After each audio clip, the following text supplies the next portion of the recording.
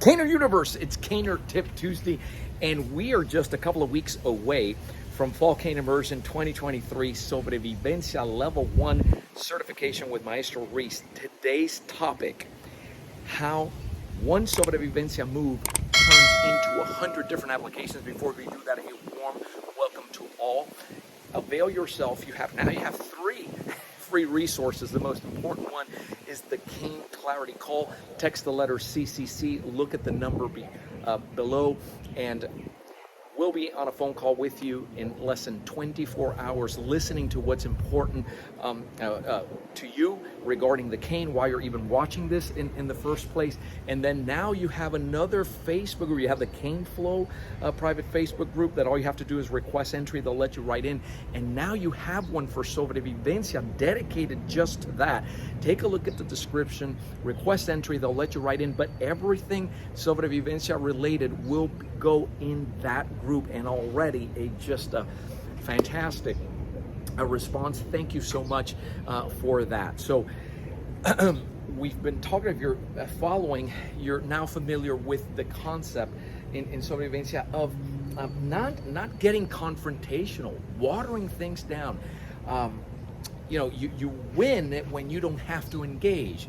And we looked at an actual scenario that was volunteered by one of our caners, which we're very appreciative of, in the situation he was in. And this whole concept of turning around, how to quote unquote win every fight by just turning, creating distance, and then moving that target towards you, because several things happen, right? So imagine that this is getting filmed, and now there's an arguing going on, and I start walking away, and this person starts following me, and so you have this on video or on but you're moving towards me, and I said, I'm sorry, I was walking away, and you came and chased me, and now we're going to spring attack. So when you look at the way Sobrevivencia is based on natural movements that you're already doing, and there's a heavy emphasis early on walking and how you walk and how you move, because this natural cross that we do here, when extended, you have the movement there. I'm going to take one movement out of just your natural walking and show you what is meant in Sobrevivencia from that one move, all these other applications that come both with cane and the empty hand. So once you created your distance, if this individual follows, you have an opportunity. Now you have distance, and you can read pre-attack indicators, so that if now this individual moves, that one move, see, you're knocking down the shot, you're striking. That's one move. Let's use the drone.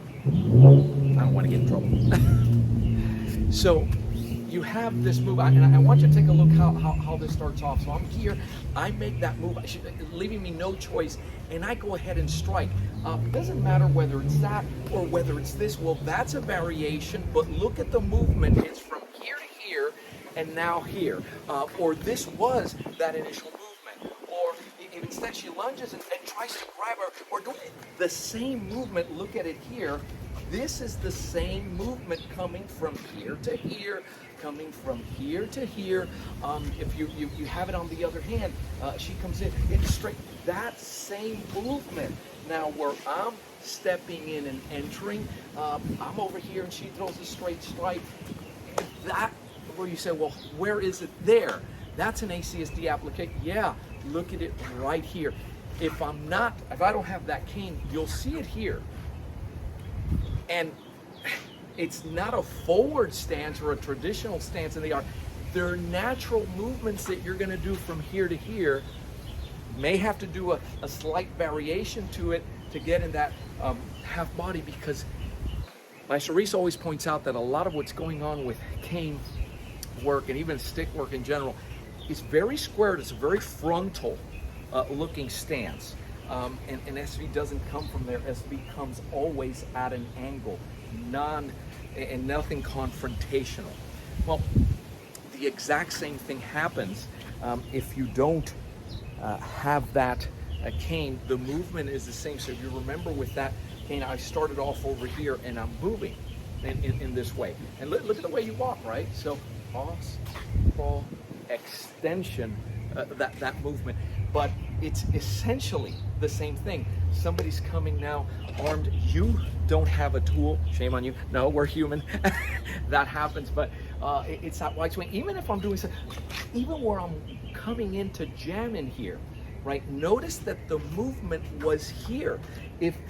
This is my cane. The movement is here. If I stop this here, come with it. It's this, and it's here. And I'm to the outside of that guard. I didn't stay to the inside, right?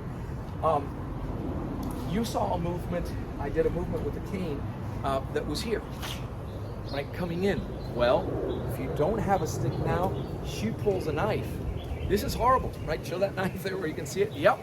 And now it's coming in here, and I could have moved. Well, the movement now for me to come in here and step in and sidestep that is the same movement that I was doing, and it's done specifically with the forearm triangling to the inside to prevent getting cut in vital areas. This is the same thing. No knife. Now it's, I don't know, it's the same straight punch that was coming in, but coming in up here. And you do something where you're locking the person up and coming in. Well, if I take that cane again, the drone, that was the move that you did. Notice the initial off move. Oh, she runs into that palm heel. There's the lock. There's the strike behind the head, right? Doing your checking that ACSD students are familiar with, especially if you're doing the empty hand. Look at it here. Pop, pop, right? Raking to the eyes, hammer fist, and then creating that checking distance so that those movements all are coming from the initial move, which is this right here. And they're natural movements in the way you walk. The system has 8. You see the SV logo has a number 8. And out of those 8, you're going to get, like Maestro says, over 100. He emphasizes that you don't need 100 applications, because how many applications are you going to need at that one moment? You're going to need one. What you're going to need is the ability to do it, tame the adrenaline response, that sympathetic overload that paralyzes you, and that requires a breathing method. There are 3 different types of breathing methods that we're going to be covering at the immersion. And some of you, you see the Maestro's post on the importance of breathing that cannot be overemphasized in Sobrevivencia, and concepts of invisibility, right? What does that mean? Well, you're not really noticed, and you're focused for that one moment. That needs to be ingrained. These responses need to be ingrained in the nerve system so that you're not paralyzed by the fear and shock of the moment to where you freeze up and there's nothing you can do about it, right? So just wanted to bring some clarity to that. But listen, the first thing you want to do, whether it's Sobrevivencia, whether you're brand new with this, if this particular method and the philosophy of these things attract you, you want to go into that Sobrevivencia group, the Facebook group, open to the general public, again, request entry, and also take advantage of the no-cost cane clarity call.